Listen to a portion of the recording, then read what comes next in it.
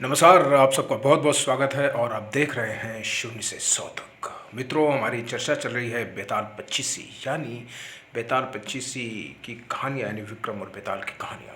ये हमारी पूरी एक सीरीज़ है जिसे हम आपको बता रहे हैं। इससे पहले हम आपको 6 कहानी बता चुके हैं और विक्रम और बेताल की जो एक दूसरे से मुलाकात हुई थी उसके बारे में बता चुके हैं और उनकी पृष्ठभूमि के बारे में भी बता चुके हैं। तो आज बिना किसी देरी की शुरुआत करते हैं और चलते हैं उनकी 7वीं कहानी की तरफ, जिसका नाम है पुण्य किसका। मिथिलावती नाम की एक नगरी थी। उसमें गुणाधिप नाम का एक राजा राज करता था। उसकी सेवा में उपस्थित होने के लिए किसी दूसरे देश से एक राजकुमार आया। वह निरंतर प्रयत्न करता रहा, किंतु राजा ने उसकी वह निरंतर प्रयत्न करता रहा किंतु राजा से उसकी मुलाकात ना हो सकी। वह जो कुछ भोजन सामग्री अपने साथ लाया था वह सब समाप्त हो चला था और वह उपवास करने लगा था। एक दिन राजा आखेट के लिए वन की ओर प्रस्थान किया तो उसे देखकर राजकुमार भी चुपचाप उसके साथ हो लिया। वन में पहुंचकर इधर उधर भटकते हुए राजा के साथ आए समस्त सेवक उससे बिछड़ गए, किंतु उस अनजान राजकुमार ने राजा को एक क्षण के लिए भी अपनी दृष्टि से ओझल नहीं होने दिया और अंततः उसने राजा को आगे बढ़ने से रोका। राजा ने उसकी ओर देखा और पूछा, तुम कौन हो और इतने दुर्बल क्यों दिखाई दे रहे हो? राजकुमार ने कहा, महाराज, इसमें मेरे कर्म का दोष है। मैं जिस राजा के पास रहता हूँ वह कोटि कोटि प्रजा का पालन पोषण करता है, परंतु उसकी दृष्टि मुझ पर कभी नहीं पड़ी। हे राजन, 6 तथ्य मनुष्य को तुच्छ बना देती हैं। खोटे नर की प्रीति, बिना कारण हंसी, स्त्री से विवाद, असज्जन स्वामी की सेवा, गधे की सवारी और बिना संस्कृत की भाषा। और हे राजा, ये 5 गुण आयु, कर्म, धन, विद्या और यश जिस मनुष्य के अंदर के अंतःस्थल में जागृत हो जाते हैं, विधाता उनके भाग्य उजागर कर देता है। राजन, जब तक आदमी का पुण्य उदय रहता है तब तक उसके यहाँ दास दासियों और सुख सुविधाओं की कमी नहीं रहती, किंतु जब पुण्य घट जाता है तो सहोदर भ्राता बैरी बन जाता है। परंतु निर्मल मन से की हुई स्वामी की सेवा कभी अकारत नहीं जाती, कभी ना कभी उसका फल प्राप्त होकर ही रहता है। राजकुमार की नीतिवान बातें सुनकर राजा अत्यंत प्रसन्न हुआ और नगर वापस में लौटने के पश्चात उसे अपनी सेवा में रख लिया। साथ ही उसकी आवश्यकता अनुसार उसे सारी सुविधाएं भी उपलब्ध कराई गईं। एक दिन राजकुमार किसी कार्यवश कहीं गया हुआ था। रास्ते में उसे एक देवी का मंदिर मिला। उसने अंदर जाकर देवी की पूजा आराधना की। जब वह बाहर निकला तो देखता क्या है कि उसके पीछे एक सुंदर बाला चली आ रही है। राजकुमार उसे देखते ही उसकी ओर आकर्षित हो गया और वार्तालाप करने का प्रयास करने लगा। स्त्री ने कहा, पहले तुम कुंड में स्नान कराओ, फिर जो कहोगे सो करूंगी। इतना सुनकर राजकुमार कपड़े उतारकर जैसे ही कुंड में घुसा तो गोता लगाया तो तुरंत अपने नगर पहुंच गया। आश्चर्यचकित होकर उसने राजा को सारा हाल कह सुनाया। राजा ने कहा, यह अचरज मुझे भी दिखाओ। थोड़ी देर पर दोनों घोड़ों पर सवार होकर देवी के मंदिर पहुंच गए। अंदर जाकर दर्शन किए और जैसे ही बाहर निकले कि वह स्त्री प्रकट हो गई। राजा को देखते ही बोली, महाराज, मैं आपके रूप पर मुग्ध हूँ, आप जो कहेंगे वही करूँगी। राजा ने कहा, ऐसी बात है तो तुम मेरे इस सेवक से विवाह कर लो। स्त्री बोली, यह नहीं हो सकता क्योंकि मैं तो आपको चाहती हूँ। राजा ने कहा, महाजनों येन गतः सा पंथः, सज्जन और महात्मन जन जो कहते हैं उसका पालन किया जाना चाहिए। तुम भी अपने वचन का पालन करो। इसके बाद राजा ने उसका विवाह अपने सेवक से करा दिया। इतना कहकर बेताल बोला, राजन, ये बताओ कि राजा और सेवक दोनों में से किसका कर्तव्य श्रेष्ठ हुआ? राजा ने कहा, सेवक का। बेताल ने पूछा बेताल बेताल ने पूछा, सो कैसे? राजा बोला, उपकार करना राजा का तो धर्म ही था, इसलिए उसके उपकार करने में कोई विशेष बात नहीं हुई। किंतु जिसका कर्तव्य नहीं था उसने उपकार किया तो उसका काम बढ़कर हुआ। इतना सुनकर बेताल फिर पेड़ पर जा लटका और राजा उसे पुनः लेकर चला। तो उसने अगली कहानी सुनाई। तो ये थी इनकी 7वीं कहानी।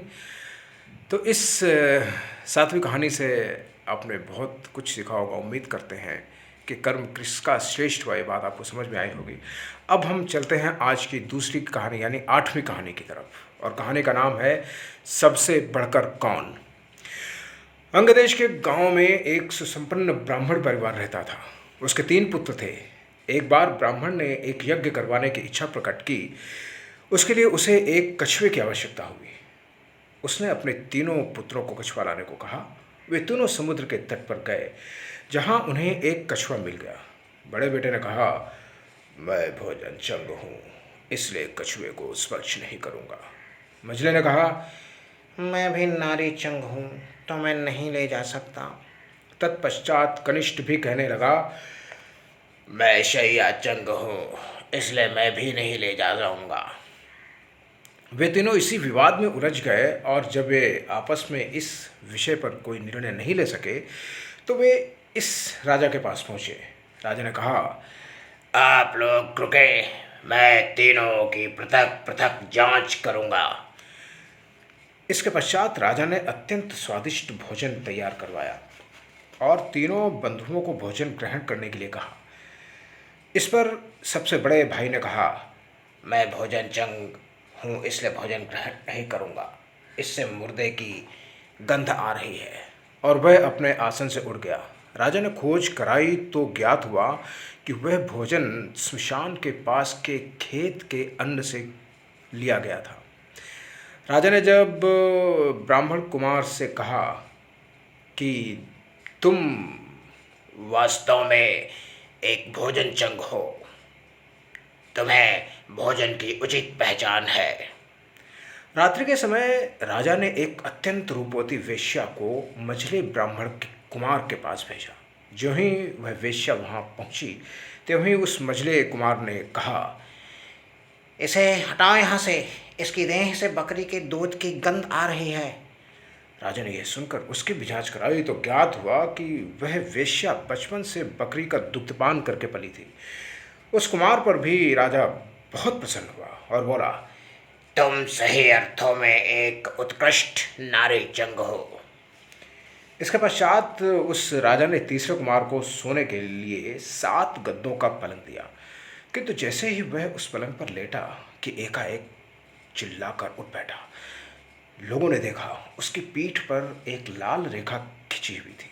राजा को जब ये सूचना मिली तो उसने बिछौने की जांच कराई तो 7 गद्दों के नीचे से एक बाल निकला। उसी के दबाव से उस कुमार की पीठ पर लाल रेखा निर्मित हो गई थी। राजा को बड़ा आश्चर्य हुआ। उसने तीनों कुमारों को एक एक स्वर्ण मुद्राओं से पुरस्कृत एवं सम्मानित किया। अब वे तीनों ब्राह्मण कुमार कछुए को ले जाना भूल गए और वहीं आनंदपूर्वक रहने लगे।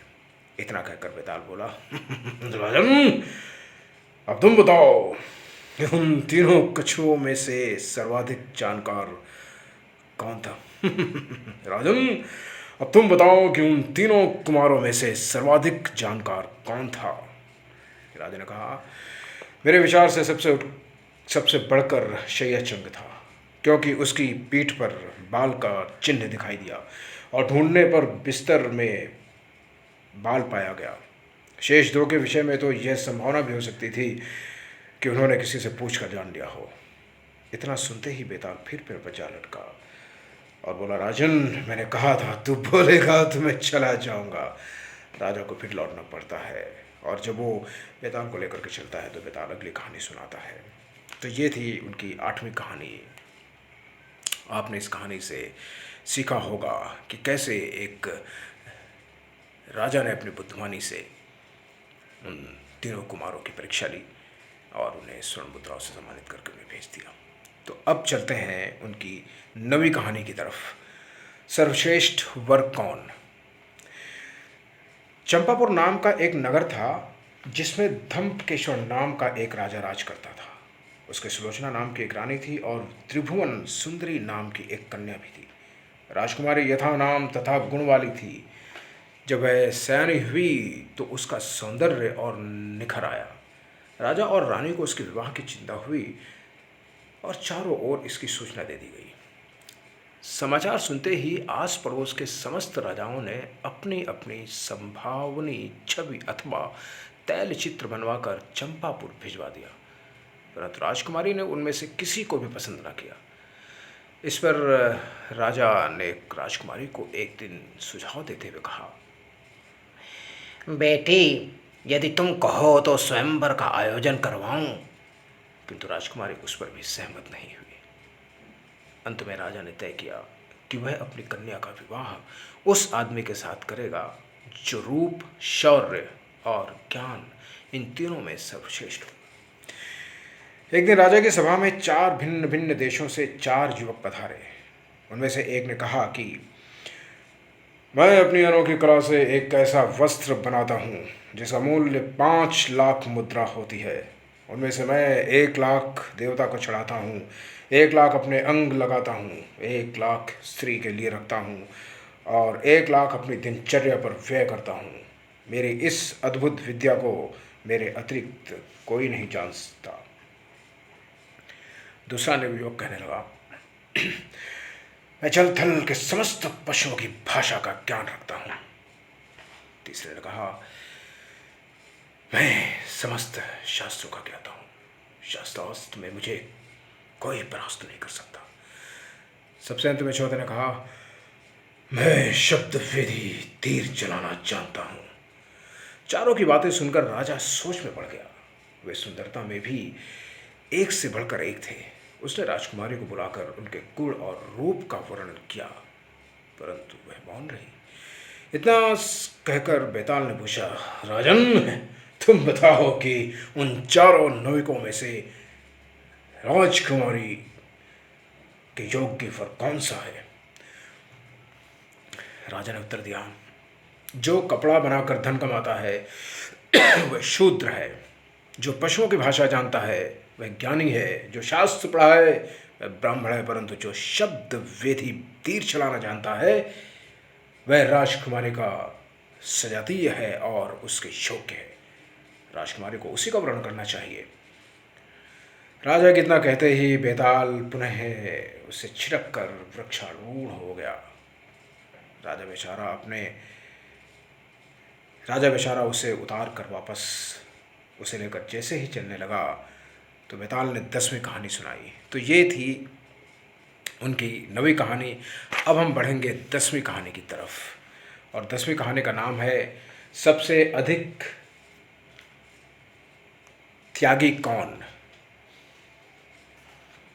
सबसे अधिक त्यागी कौन?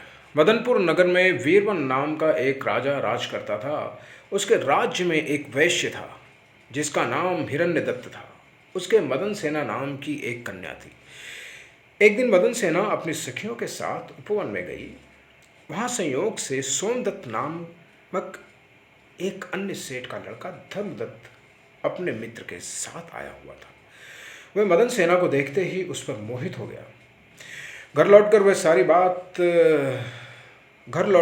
वह सारी रात उस सुंदरी के लिए अशांत रहा। अगले दिन वह पुनः उसी उपवन में गया तो मदन सेना को वहाँ अकेली बैठी पाया।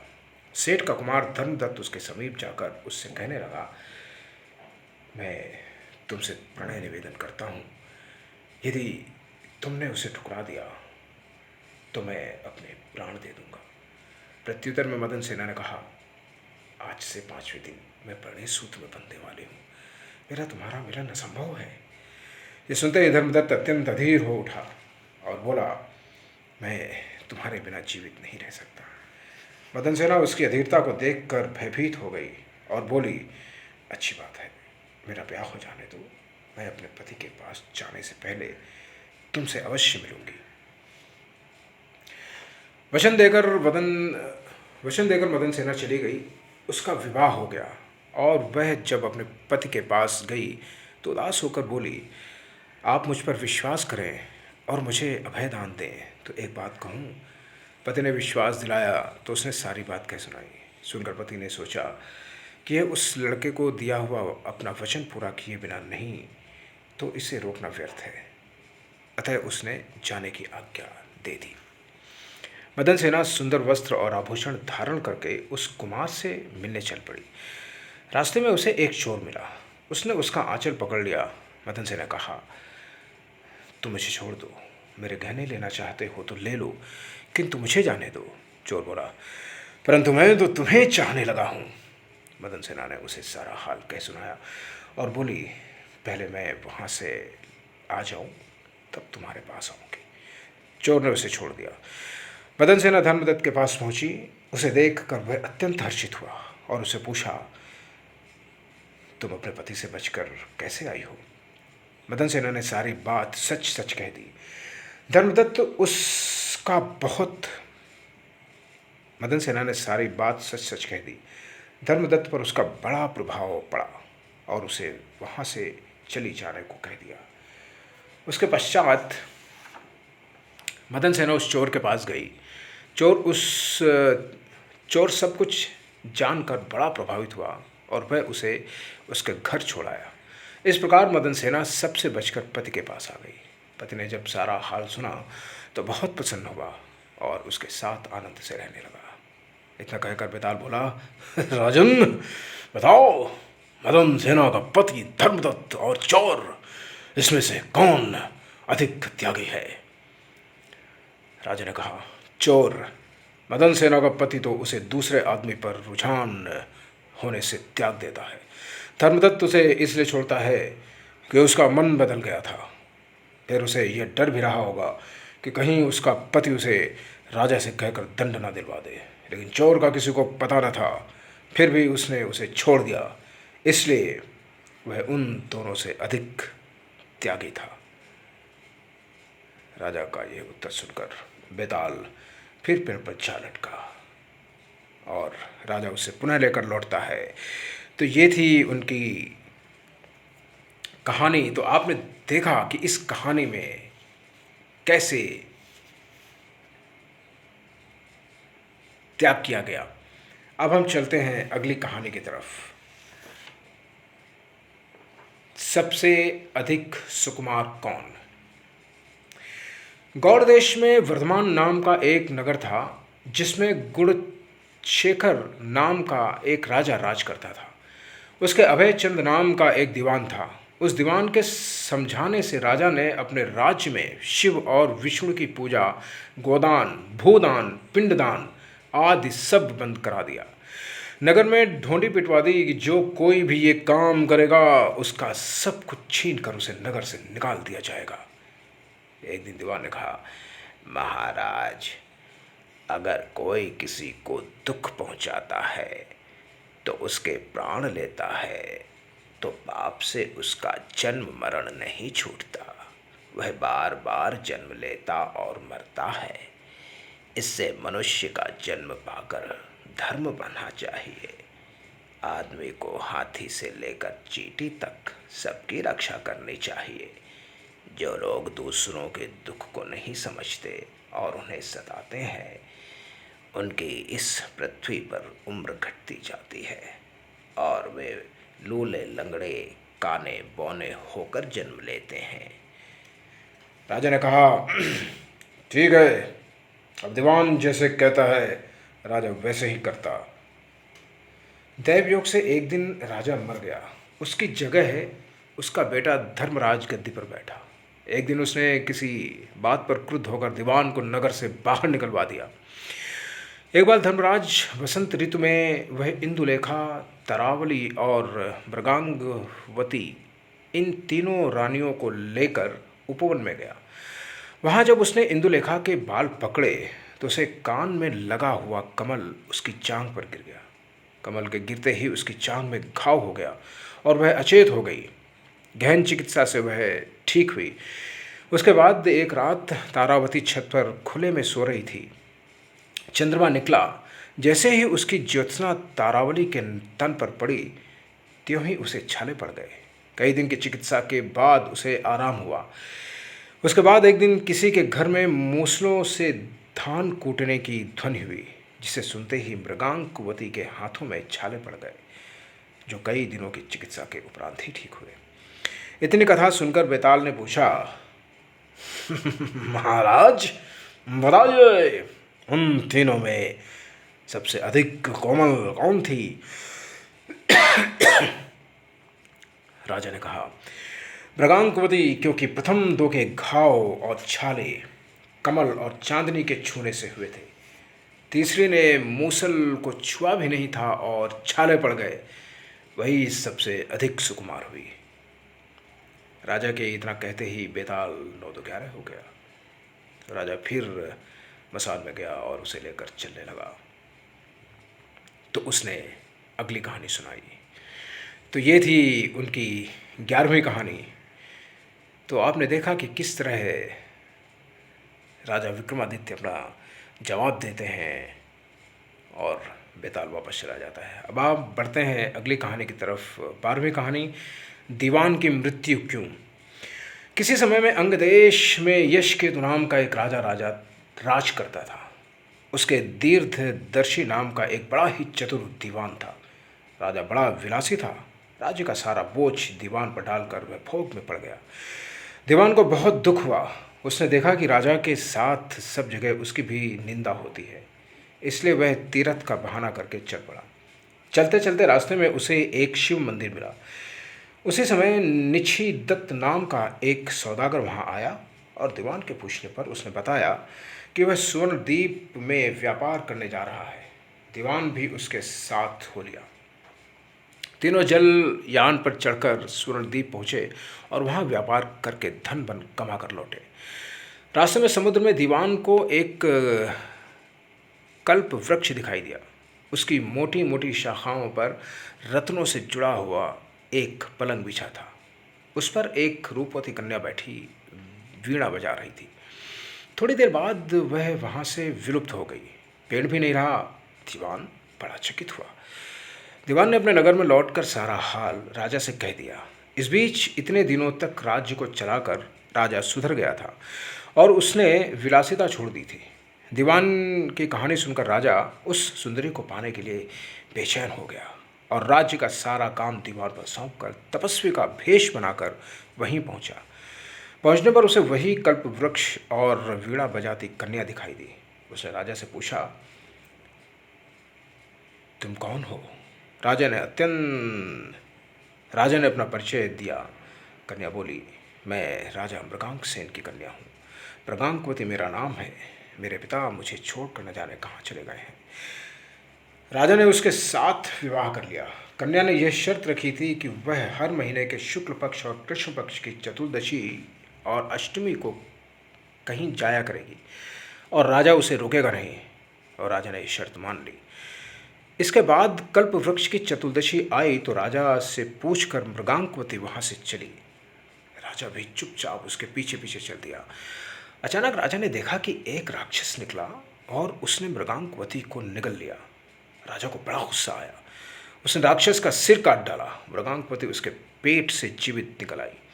राजा ने उससे पूछा, यह क्या माजरा है? तो उसने कहा, महाराज, मेरे पिता मेरे बिना भोजन नहीं करते थे।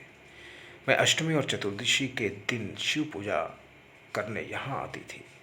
एक दिन पूजा में मुझे बहुत देर हो गई। पिता को भूखा रहना पड़ा।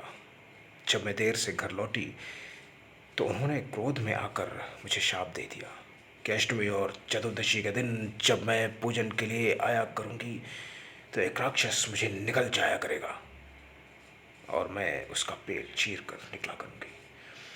जब मैंने उनसे शाप छुड़ाने के लिए बहुत अनुनय की तो वह बोले, जब अंग देश का राजा तेरा पति बनेगा तो तुझे राक्षस से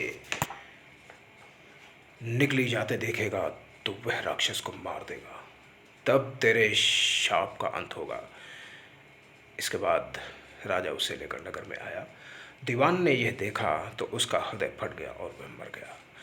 इतना कहकर बेताल ने पूछा, हे राजन, ये बताओ कि स्वामी की इतनी खुशी के समय दीवान का हृदय क्यों फट गया? राजा ने कहा, इसलिए कि उसने सोचा कि राजा फिर स्त्री के चक्कर में पड़ गया और राज्य की दुर्दशा होगी। राजा की इतना कहना था कि बेताल फिर पेड़ पर जा लटका। राजा ने वहाँ जाकर फिर उसे साथ लिया। तो रास्ते में बेताल ने अगली कहानी सुनाई। तो ये थी उनकी 12वीं कहानी। तो आपने देखा कि कैसे राजा हर बार अपनी चतुराई से बेताल को जवाब देते हैं और बेताल राजा का जवाब सुनकर वापस में पर लटक जाता है। चलते हैं अगली कहानी की तरफ। 13वीं कहानी, अपराधी कौन। बनारस में देव स्वामी नाम का एक ब्राह्मण रहता था। उसके हरिदास नाम का एक पुत्र था। हरिदास की बड़ी सुंदर पत्नी थी, नाम था लावण्यवती। एक दिन वे महल के ऊपर छत पर रुकी थी कि आधी रात के समय एक गंधर्व कुमार आकाश में घूमता हुआ उधर से निकला। वह लावण्यवती के रूप पर मुग्ध होकर उसे उड़ाकर ले गया। जागने पर हरिदास ने देखा कि उसकी स्त्री नहीं है, तो उसे बड़ा दुख हुआ और वह मरने के लिए तैयार हो गया। लोगों के समझाने पर वह मान तो गया, लेकिन यह सोचकर कि तीर्थ करने से शायद पाप दूर हो जाए और स्त्री मिल जाए, वह घर से निकल पड़ा। चलते चलते वह किसी गांव में एक ब्राह्मण के घर पहुंचा। तो उसे भूखा देख ब्राह्मणी ने उसे कटोरा भरकर खीर दे दी और तालाब के किनारे बैठकर खाने को कहा। हरिदास खीर लेकर एक पेड़ के नीचे आया और कटोरा वहां रखकर तालाब में हाथ मुंह धोने लगा। इसी बीच एक बाज किसी सांप को लेकर उसी पेड़ पर आ बैठा और जब वह उसे खाने लगा तो सांप के मुंह से विष टपक कर कटोरे में गिर गया। हरिदास को कुछ पता नहीं था, वह उस खीर को खा गया। विष का असर होने पर वह तड़पने लगा और दौड़ा दौड़ा ब्राह्मणी के पास आकर बोला, तूने मुझे विष दे दिया है। इतना कहने के बाद हरिदास मर गया।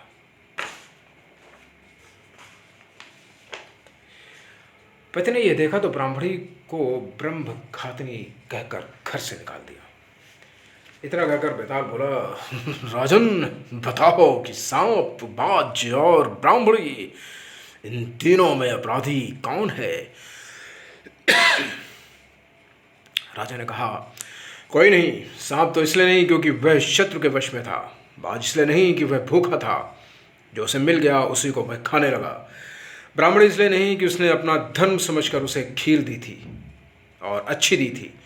जो इन तीनों में से किसी को दोषी कहेगा वह स्वयं दोषी होगा। इसलिए अपराधी ब्राह्मणी का पति था, जिसने बिना विचारे ब्राह्मणी को घर से निकाल दिया। इतना सुनकर बेताल फिर पेड़ पर जा लटका और राजा को वहां लौटना पड़ा। बेताल ने चलते चलते उसे अगली कहानी सुनाई। तो ये थी उनकी 13वीं कहानी। और अब हम चलते हैं अगली कहानी यानी 14वीं कहानी की तरफ। चोर जोर जोर से क्यों रोया और फिर हंसा।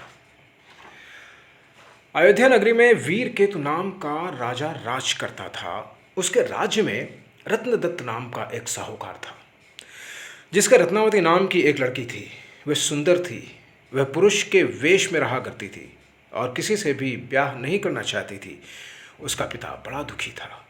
इसी बीच नगर में खूब चोरियां होने लगी। प्रजा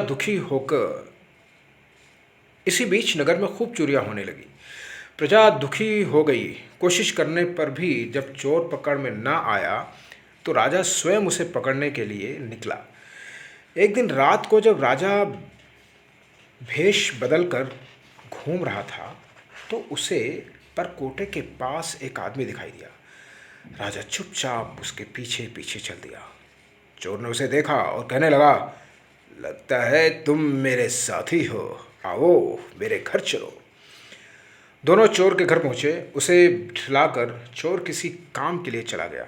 इसी बीच उसकी दासी आई और बोली, तुम यहाँ क्यों आए हो? चोर तुम्हें मार डालेगा, भाग जाओ यहाँ से। राजा ने ऐसा ही किया। फिर उसे फौज लेकर चोर का घर घेर लिया। जब चोर ने यह देखा तो वह लड़ने के लिए तैयार हो गया। दोनों में खूब लड़ाई हुई। अंत में चोर हार गया। राजा ने उसे पकड़कर राजधानी ले गया और सूली पर लटकाने का हुक्म दे दिया। संयोग से रत्नावती ने उसे देखा। तो वह उस पर मोहित हो गई। पिता से बोली, मैं इसके साथ ब्याह करूंगी, नहीं तो मर जाऊंगी। पर राजा ने उसकी बात न मानी और चोर को सूली पर लटका दिया। सूली पर लटकने से पहले चोर पहले तो बहुत रोया, फिर खूब हंसा। रत्नावती वहां पहुंच गई और चोर के सिर को लेकर सती होने को चिता में बैठ गई।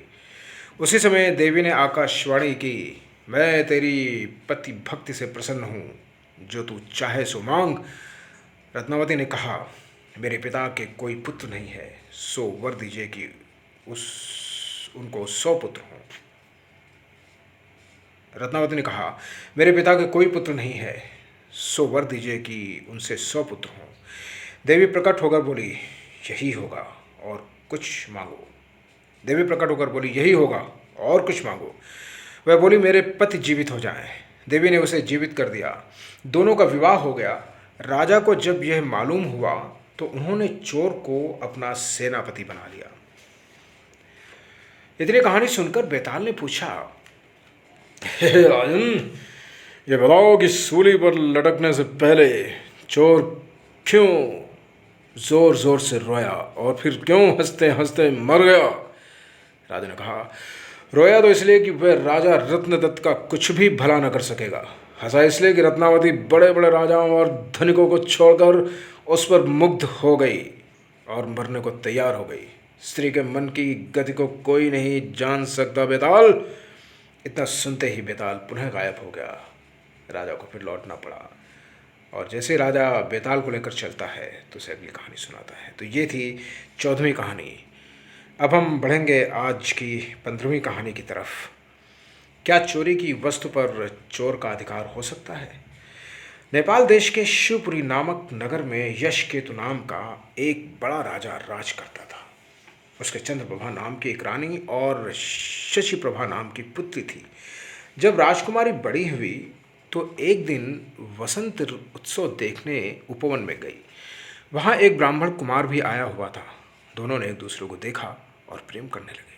इसी बीच एक पागल हाथी वहाँ दौड़ता हुआ आया और ब्राह्मण कुमार ने किसी प्रकार राजकुमारी को हाथी के आतंक से बचा लिया। तत्पश्चात शशिप्रभा राजभवन चली गई, परंतु ब्राह्मण कुमार के लिए व्याकुल रहने लगी। उधर ब्राह्मण कुमार की भी दयनीय दशा थी। अपनी मनोकामना पूर्ति के लिए वह एक सिद्ध गुरु के पास पहुंचा और अपनी इच्छा प्रकट की।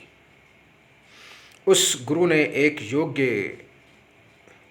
एक योग गुटिका अपने मुंह में रखकर ब्राह्मण का रूप बना लिया और एक गुटिका ब्राह्मण कुमार के मुंह में रखकर उसे एक रूपवती कन्या बना दिया और राजा के पास जाकर कहने लगा, मेरा एक ही बेटा है, उसके लिए मैं इस कन्या को लाया था, परंतु मेरा बेटा न जाने कहाँ चला गया। आप कुछ दिन के लिए इसे यहाँ रख लीजिए, मैं अपने बेटे को ढूंढने जाता हूँ, उसके मिल जाने पर इसे ले जाऊँगा। सिद्ध गुरु चला गया और कन्या के वेश में ब्राह्मण कुमार राजकुमारी के साथ रहने लगा। धीरे धीरे दोनों आपस में हिल मिल गए। एक दिन राजकुमारी ने व्यथित होकर कहा, मेरा मन बड़ा दुखी रहता है। एक ब्राह्मण कुमार ने पागल हाथी से मेरे प्राण बचाए थे, मेरा मन उसी में रमा है। इतना सुनकर ब्राह्मण कुमार ने गुटिका मुंह से निकाल ली और ब्राह्मण कुमार बन गया। राजकुमार उसे देखकर बहुत प्रसन्न हुआ। तब से वह प्रत्येक रात को गुटिका मुंह से निकालकर कुमार बन जाता और दिन में कन्या बना रहता। दोनों ने चुपचाप विवाह कर लिया। एक दिन बाद राजा के साले की कन्या मृगांक दत्ता का विवाह दीवान के बेटे के साथ तय हुआ। राजकुमारी अपने कन्या रूपधारी ब्राह्मण कुमार के साथ वहां पहुंची। संयोग से दीवान का पुत्र उस बनावटी कन्या पर रीझ गया। विवाह होने पर वह मृगांक दत्ता को घर तो ले आया, लेकिन उसका हृदय उस कन्या के लिए व्याकुल रहने लगा। उसकी यह दशा देखकर दीवान बहुत परेशान हुआ। उसने राजा को समाचार भेजा। उसके सामने प्रश्न ये था कि धरोहर के रूप में रखी हुई कन्या को वह कैसे दे दे। दूसरी ओर यह भी कि एक संकट था कि ना दे तो दीवान का लड़का मर जाए। बहुत सोच विचार के बाद राजा ने दोनों का विवाह कर दिया। बनावटी कन्या ने यह शर्त रखी थी कि चूंकि वह दूसरे के लिए लाई गई थी, इसलिए उसका यह पति 6 महीने तक यात्रा करेगा, तब वह उससे बात करेगी। दीवान का इस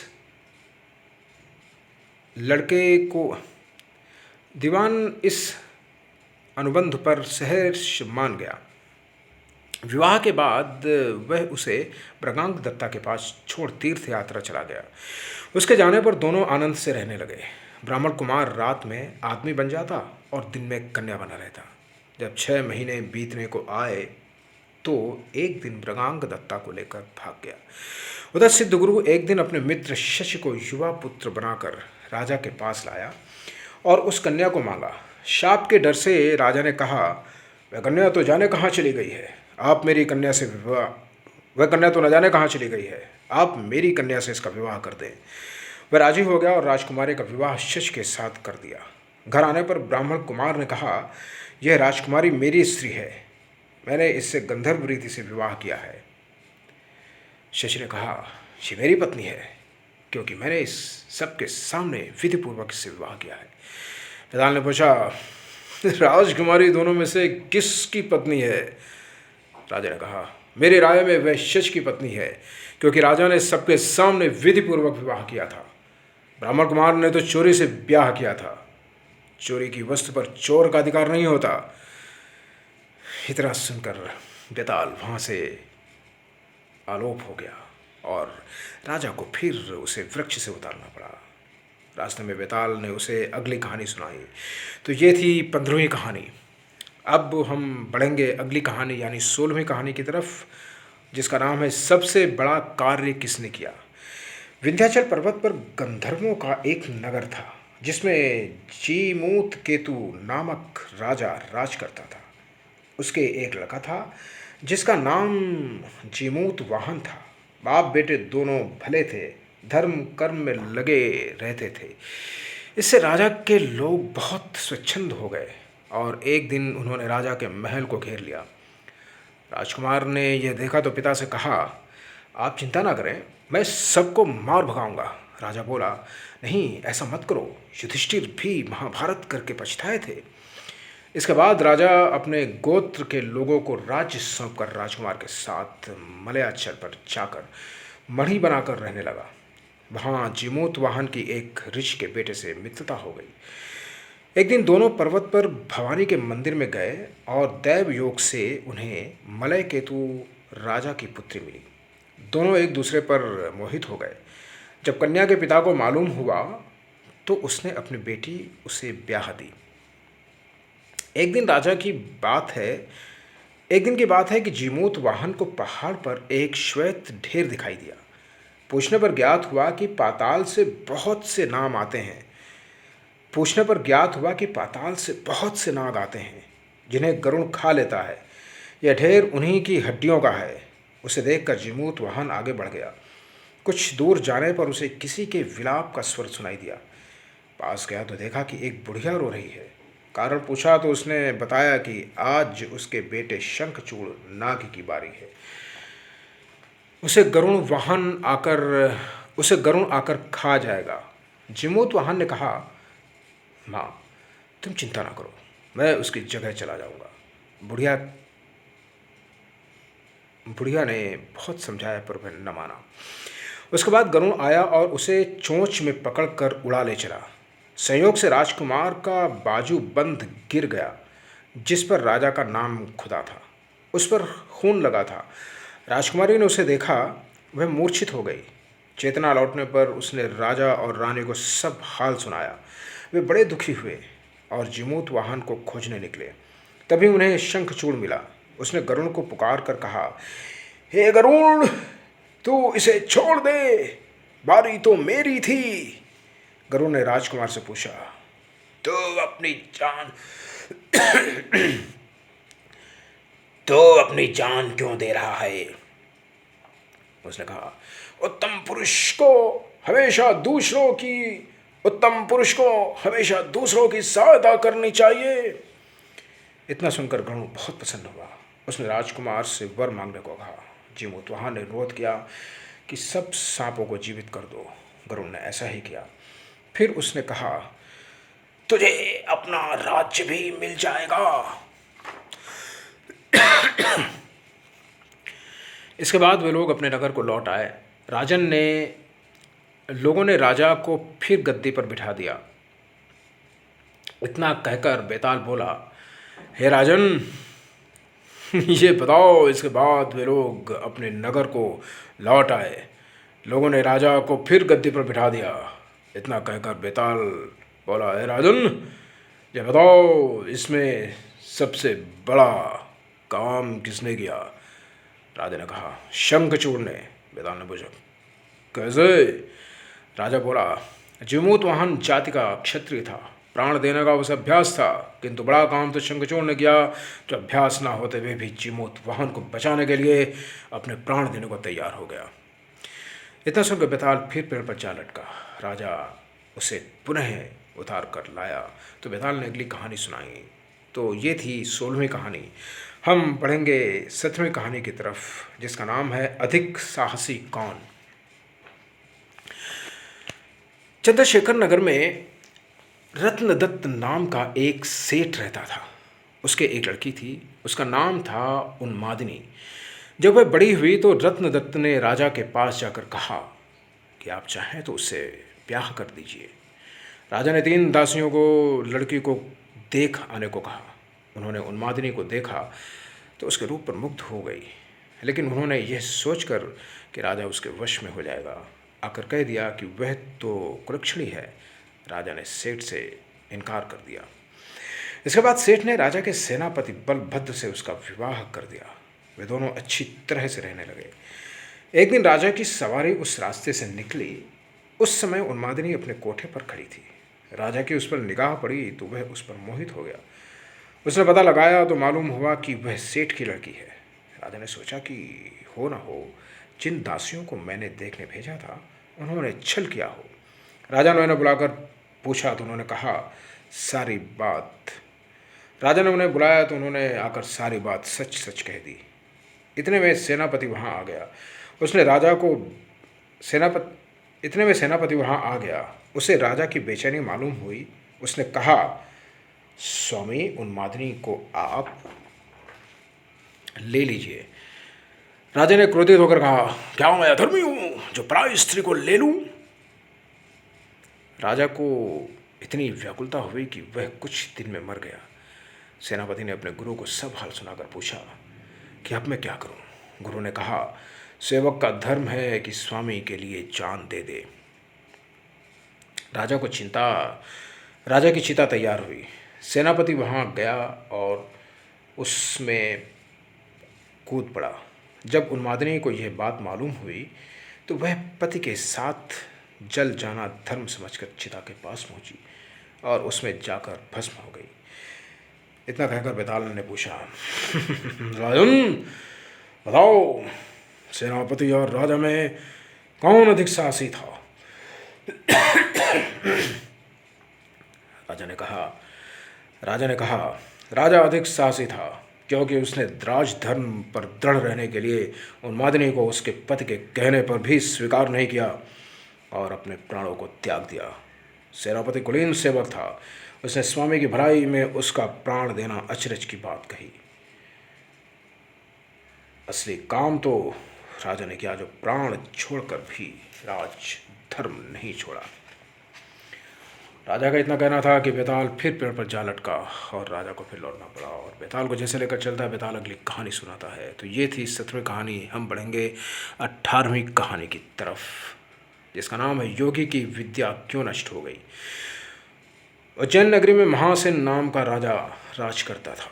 उसके राज्य में वासुदेव शर्मा नाम का एक ब्राह्मण रहता था, जिसके गुणाकर नाम का एक बेटा था। गुणाकर बड़ा जुआरी था। वह अपने पिता का सारा धन जुए में हार गया।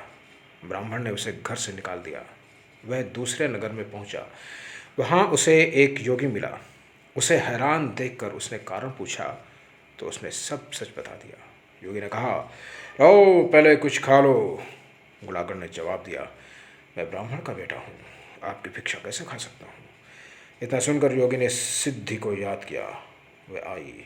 योगी ने उससे आओ भगत करने को कहा। सिद्धि ने एक सोने का महल बनवाया और गुणाकर उसमें रात को अच्छी तरह से रहा।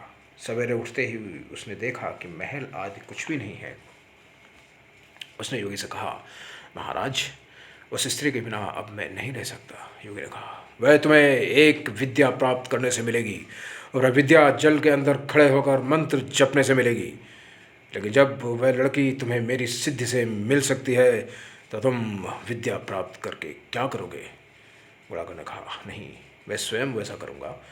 योगी बोला, नहीं, ऐसा न हो कि तुम विद्या प्राप्त न कर पाओ और मेरी सिद्धि भी नष्ट हो जाए। इस पर बुढ़ाकर न माना। योगी ने उसे नदी के किनारे ले जाकर मंत्र बता दिए और कहा कि तुम जप करते हुए माया से मोहित हो गए तो मैं तुम पर अपनी विद्या का प्रयोग करूँगा। उस समय तुम अग्नि में प्रवेश कर जाना। बुढ़ाकर जप करने लगा। जब वह माया से एकदम मोहित हो गया तो देखता क्या है कि वह किसी ब्राह्मण के बेटे के रूप में पैदा हुआ था। उसका ब्याह हो गया, उसके बाल बच्चे भी हो गए। वह अपने जन्म की बात भूल गया। तभी योगी ने अपनी विद्या का प्रयोग किया। राजकुमार गुणाकर माया रहित होकर अग्नि में प्रवेश करने को तैयार हुआ। उसी समय उसने देखा कि उसे मरता देख उसके माँ बाप और दूसरे लोग रो रहे हैं और उसे आग में जाने से रोक रहे हैं। गुणाकर ने सोचा कि मेरे मरने पर ये सब भी मर जाएंगे और पता नहीं कि योगी की बात सच हो या ना हो। इस तरह सोचता हुआ वह आग में घुसा तो आग ठंडी हो गई, माया भी शांत हो गई। गुणाकर चकित होकर योगी के पास आया और उसे सारा हाल बता दिया। योगी ने कहा, मालूम होता है कि तुम्हारे प्रयास में कोई चूक हुई हो। योगी ने स्वयं सिद्धि की याद की पर वह नहीं आई। इस तरह योगी और गुणाकर दोनों की विद्या नष्ट हो गई। इतने कथा कहकर बेताल ने पूछा, राजन, ये बताओ कि दोनों की विद्या क्यों नष्ट हो गई? राजा बोला, इसका उत्तर स्पष्ट है। निर्मल और शुद्ध संकल्प करने से ही सिद्धि प्राप्त होती है। गुणाकर के दिल में शंका हुई कि पता नहीं कि योगी की बात सच होगी या नहीं। योगी की विद्या इसलिए नष्ट हुई कि उसने अपात्र को विद्या दी। राजा का इतना सुनकर बेताल राजा का उत्तर सुनकर बेताल फिर पेड़ पर जा लटका। राजा वहाँ गया और उसे लेकर जैसे ही चलता है, बेताल उसे अगली कहानी सुनाता है। तो ये थी 18वीं कहानी। अब हम चलेंगे 19वीं कहानी की तरफ, जिसका नाम है पिंडदान का अधिकारी कौन। वक्रोलक नामक नगर में सूर्यप्रभ नाम का राजा राज करता था। उसके कोई संतान न थी। उसी समय में एक दूसरी नगरी में धनपाल नाम का एक साहूकार भी रहता था। उसकी स्त्री का नाम हिरण्यवती था और उसके धनवती नाम की एक पुत्री थी। जब धनवती बड़ी हुई तो धनपाल मर गया और उसके नाते रिश्तेदारों ने उसका धन ले लिया। हिरण्यवती अपनी लड़की को लेकर रात के समय नगर छोड़कर चल दी। रास्ते में उसे एक चोर सूली पर लटका हुआ मिला। वह मरा नहीं था। उसने हिरण्यवती को देखकर अपना परिचय दिया और कहा, मैं तुम्हें 1000 अशर्फियाँ दूंगा। तुम अपनी लड़की का ब्याह मेरे साथ कर दो। हिरण्यवती ने कहा, तुम तो मरने वाले हो। चोर बोला, मेरे कोई पुत्र नहीं है और निपुते की परलोक में सदगति नहीं होती। अगर मेरी आज्ञा से और किसी से भी इसके पुत्र पैदा हो जाएगा तो मुझे सदगति मिल जाएगी। हिरण्यवती ने लोभ के वश होकर उसकी बात मान ली और धनवती का ब्याह उसके साथ कर दिया। चोर बोला, इस बड़ के पेड़ के नीचे अशर्फियाँ गड़ी हैं, सो ले लेना और मेरे प्राण निकलने पर मेरा क्रियाकर्म करके तुम अपनी बेटी के साथ अपने नगर चली जाना। इतना कहकर चोर मर गया। हिरण्यवती ने धरती खोद कर अशर्फियाँ निकाली और चोर का क्रियाकर्म किया और अपने नगर में लौट आई। उसी नगर में वसुदत्त नाम का एक गुरु था, जिसके मन स्वामी नाम का शिष्य था। वह शिष्य एक वेश्या से प्रेम करता था। वेश्या उससे 500 अशर्फियाँ मांगती थी। वह कहाँ से लाकर देता। संयोग से धनवती के मन स्वामी को देखा और वह उसे चाहने लगी। उसने अपनी दासी को उसके पास भेजा। मन स्वामी ने कहा कि मुझे 500 अशर्फियाँ मिल जाएं तो मैं एक रात धनवती के साथ रह सकता हूँ। हिरण्यवती राजी हो गई। उसने मनस्वामी को 500 अशर्फियाँ दे दी। बाद में धनवती के एक पुत्र उत्पन्न हुआ। उसी रात शिवजी ने सपने में उसे दर्शन देकर कहा, तुम इस बालक को 1000 अशर्फियों के साथ राजा के महल के द्वार पर रखाओ। माँ बेटी ने ऐसा ही किया। उधर शिवजी ने राजा को सपने में दर्शन देकर कहा, तुम्हारे द्वार पर किसी ने धन के साथ लड़का रख दिया है, उसे ग्रहण करो। राजा ने अपने नौकरों को भेजकर बालक और अशर्फियों को मंगा लिया। बालक का नाम उसने चंद्रप्रभ रखा। जब वह लड़का बड़ा हुआ तो उसे गद्दी सौंपकर राजा काशी चला गया और कुछ दिन बाद मर गया। पिता के ऋण से उऋण होने के लिए चंद्रप्रभ तीर्थ करने लगा। जब वह घूमते हुए गया कूप पहुंचा और पिंडदान किया तो उसमें से 3 हाथ एक साथ निकले। चंद्रप्रभ ने चकित होकर ब्राह्मणों से पूछा कि किसको पिंड दूं? उन्होंने कहा, लोहे की कील वाला चोर का हाथ है, पवित्री वाला ब्राह्मण का है और अंगूठी वाला राजा का। आप तय करो कि किसको देना है। इतना कहकर बेताल बोला, राजन तुम बताओ कि उसे किसको पिंड देना चाहिए। राजा ने कहा, चोर को, क्योंकि उसी का वह पुत्र था। मरस्वामी उसका पिता इसलिए नहीं हो सकता क्योंकि वह तो एक रात के लिए पैसे से खरीदा हुआ था।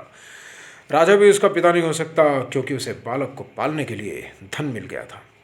इसलिए चोर ही पिंड का अधिकारी है। इतना सुनकर बेताल फिर पेड़ पर जाग कर लटका। राजा को बेताल ने अगली कहानी सुनाई।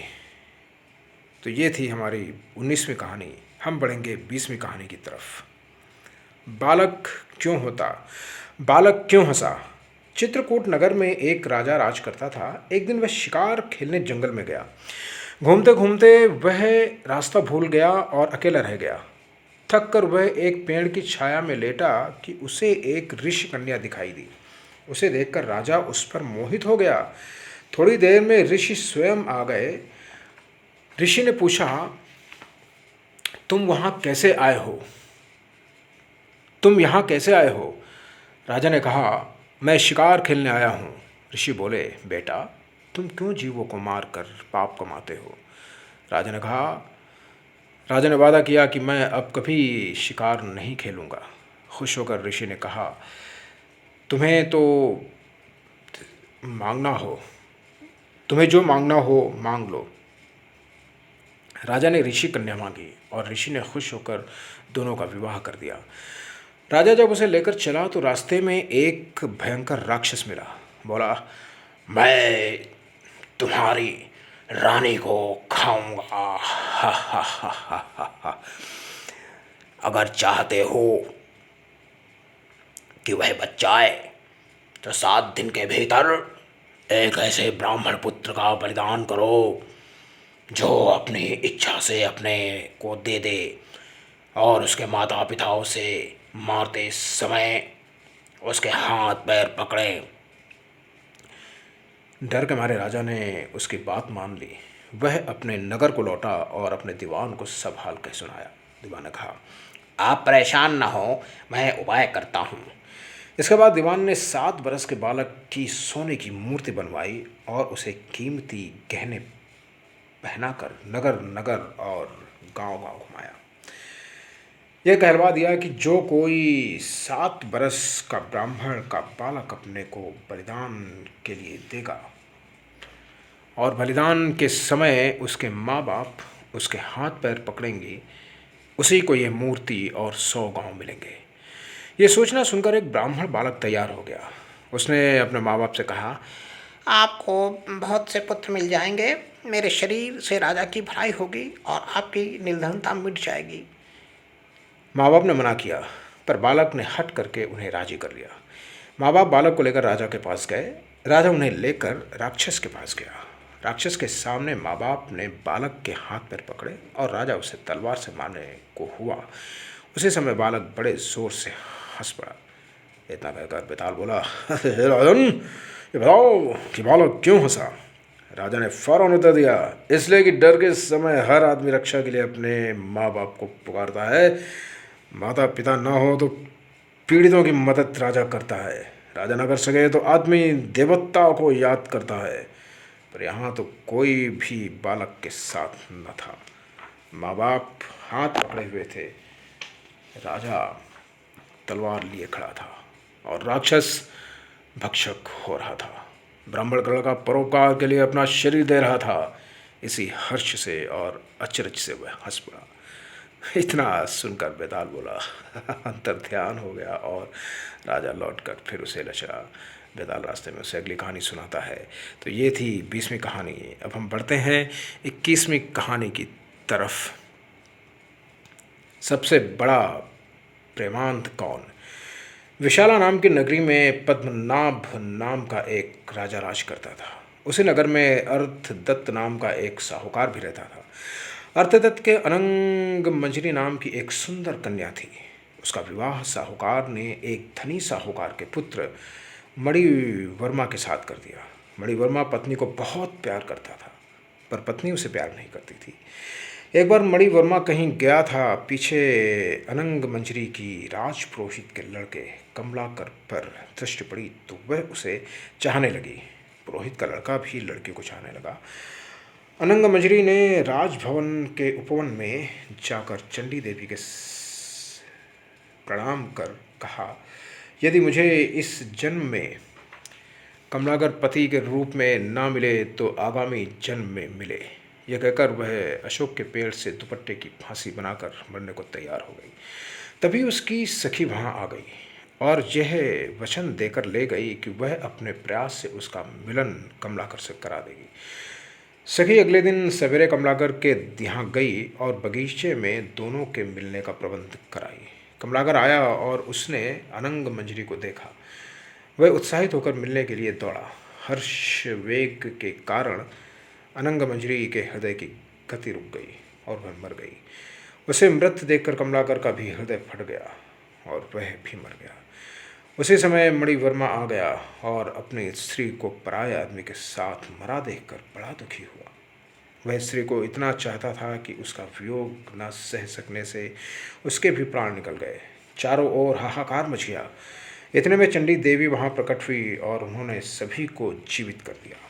इतना कहकर बेताल बोला, राजन, ये बताओ कि इन तीनों में सबसे अधिक प्रेमांत कौन था। राजा ने कहा, मेरे विचार से मणिवर्मा था, क्योंकि वह अपनी पत्नी को पराये आदमी को प्रेम करते देखकर भी शोक से मर गया। अनंग मंजरी और कमलाकर तो अचानक मिलने की प्रसन्नता से मरे, उसमें अचरज की कोई बात नहीं। राजा का यह उत्तर सुनकर बेताल फिर पेड़ पर जा लटका और राजा उसे जैसे ही लेकर चलता है, रास्ते में बेताल उसे अगली कहानी सुनाता है। तो ये थी हमारी 21वीं कहानी। अब हम बढ़ेंगे 22वीं कहानी की तरफ। शेर को जीवित करने का अपराध किसने किया। कुसुमपुर नगर में एक राजा राज करता था। उसके नगर में एक ब्राह्मण था जिसके 4 बेटे थे। बेटों के जवान होते ही ब्राह्मण की मृत्यु हो गई और ब्राह्मणी भी उसके साथ सती हो गई। उसके संबंधियों ने उनका सारा धन छीन लिया। ब्राह्मण के 4 पुत्र अपने नाना के यहाँ चले गए, किंतु कुछ दिनों के बाद वहाँ भी उनके साथ बुरा व्यवहार होने लगा। तब सबने मिलकर सोचा कि कोई विद्या सीखनी चाहिए। यह सोच करके वे पृथक होकर 4 दिशाओं में चल दिए। कुछ समय पश्चात वे सभी एक विशेष विद्या सीखकर पुनः मिले। उनमें से एक ने कहा, मैंने ऐसी विद्या सीखी है कि मैं मरे हुए प्राणी को भी हड्डियों पर मांस चढ़ाकर जीवित कर सकता हूँ। दूसरे ने कहा, मैं उसकी देह पर त्वचा और बाल उगा सकता हूँ। तीसरे ने कहा, मैं उसके समस्त अंगों का निर्माण कर सकता हूँ। चौथे ने कहा, मैं उसमें प्राण प्रतिष्ठा कर सकता हूँ। इस प्रकार वे अपनी विद्या की परीक्षा लेने जंगल में गए। वहाँ उन्हें एक मरे शेर की अस्थियाँ मिली। उन्होंने उसे बिना पहचाने ही उठा लिया। एक ने उन अस्थियों पर मांस चढ़ा दिया, दूसरे ने त्वचा और केस उत्पन्न कर दिए, तीसरे ने सारे अंगों का निर्माण कर दिया और चौथे ने उसमें प्राण फूंक दिए। शेर उसी क्षण जीवित हो उठा और उन सभी को खा गया। यह कथा सुनकर बेताल बोला, हे राजा, बताओ कि उन चारों में से शेर को जीवित करने का अपराध किसने किया? राजा ने कहा, जिसने प्राण डाले उसी ने, क्योंकि शेष तीन को तो ये पता ही नहीं था कि वे शेर को जीवित करने की प्रक्रिया से अग्रसर हो रहे हैं, इसीलिए उनका कोई दोष नहीं। ये सुनकर बेताल बोला, बहुत चालाक हो, अब मैं चला। वो पेड़ पे जा लटका राजा उसे लेकर के फिर चलते हैं। बेताल रास्ते में फिर अगली कहानी सुनाता है। ये थी 22वीं कहानी। हम 23वीं कहानी की तरफ बढ़ेंगे। 23वीं कहानी, योगी के पहले रोने फिर हंसने का रहस्य क्या है। कलिंग देश में शोभावती नाम का एक नगर था। उसमें राजा प्रद्युम्न राज करता था। उसी नगरी में एक ब्राह्मण रहता था जिसके देवसोम नाम का एक बड़ा ही योग्य पुत्र था। जब देवसोम 16 बरस का हुआ और सारी विद्याएं सीख चुका तो एक दिन दुर्भाग्य से वह मर गया। बूढ़े माँ बाप बड़े दुखी होकर चारों ओर शोक बूढ़े माँ बाप बड़े दुखी हुए। चारों ओर शोक छा गया। जब लोग उसे लेकर श्मशान में पहुँचे तो उनका करुण क्रंदन सुनकर एक योगी अपनी कुटिया में से निकल कर आया। पहले तो वह खूब जोर से रोया, फिर खूब हंसा, फिर योग बल से अपना शरीर छोड़कर उस लड़के के शरीर में घुस गया। लड़का उठ खड़ा हुआ। उसे जीता देखकर सब बड़े खुश हुए। वह लड़का कहीं तपस्या करने लगा। इतना कहकर बेताल बोला, राजन, ये बताओ कि योगी पहले क्यों रोया फिर क्यों हंसा? राजा ने कहा, इसमें क्या बात है? वह रोया इसलिए कि जिस शरीर को उसने माँ बाप से राजा ने कहा, इसमें क्या बात है? वह रोया इसलिए कि जिस शरीर को उसके माँ बाप ने पाला पोसा और जिसमें उसने बहुत सी शिक्षाएं प्राप्त की, उसे छोड़ रहा था। हंसा इसलिए कि वह नए शरीर में प्रवेश करके और अधिक सिद्धियां प्राप्त कर सकेगा। राजा के जवाब सुनकर बेताल फिर पेड़ पर जा लटका। राजा जाकर उसे लाया तो रास्ते में बेताल ने कहा, हे राजन, मुझे इस बात की बड़ी खुशी है कि बिना ज़रा सा भी हैरान हुए तुम मेरे सवालों का जवाब देते रहे हो और बार बार आने जाने की परेशानी उठाते रहे हो। आज मैं तुम्हें एक बहुत भारी सवाल करूँगा, सोच कर उत्तर देना। इसके बाद बेताल ने यह कहानी सुनाई। तो यह थी 23वीं कहानी और हम बढ़ेंगे 24वीं कहानी की तरफ। माँ और बेटी के बच्चों का संबंध क्या कहलाएगा। किसी नगर में मांडलिक नाम का राजा राज करता था। उसकी पत्नी का नाम चढ़वती था। वह मालव देश के राजा की लड़की थी। उसके लावण्यवती नाम की एक कन्या थी। जब वह विवाह के योग्य हुई तो राजा के भाई बंधुओं ने उसका राज्य छीन लिया और उसे देश निकाला दे दिया। राजा, रानी और कन्या को साथ लेकर मालव देश को चल दिया। रात को वे एक वन में ठहरे। पहले दिन चलकर भीलों की नगरी में पहुँचे। राजा ने रानी और बेटी से कहा कि तुम लोग वन में छिप जाओ, नहीं तो भील तुम्हें परेशान करेंगे। वे दोनों वन में चली गई। इसके बाद भीलों ने राजा पर हमला किया। राजा ने उनका सामना किया परंतु अंत में वह मारा गया। भील चले गए। उसके जाने पर रानी और बेटी जंगल में से निकल कर आईं और राजा को मरा देखकर व्यथित हो उठी। वे दोनों शोक करती हुई एक तालाब के किनारे पहुंची। उसी समय वहां चंड सिंह नाम का साहूकार अपने लड़के के साथ घोड़े पर चढ़कर शिकार खेलने के लिए उधर आया। दो स्त्रियों के पैरों के निशान देखकर साहूकार अपने बेटे से बोला, अगर ये स्त्रियां मिल जाएं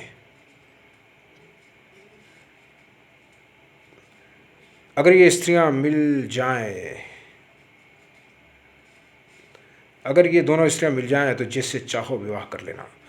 लड़के ने कहा, छोटे पैर वाली छोटी उम्र की होगी, उससे मैं विवाह करूंगा, आप बड़ी से कर लेना। साहूकार विवाह नहीं करना चाहता था। वह बेटे के बहुत कहने पर तैयार हो गया।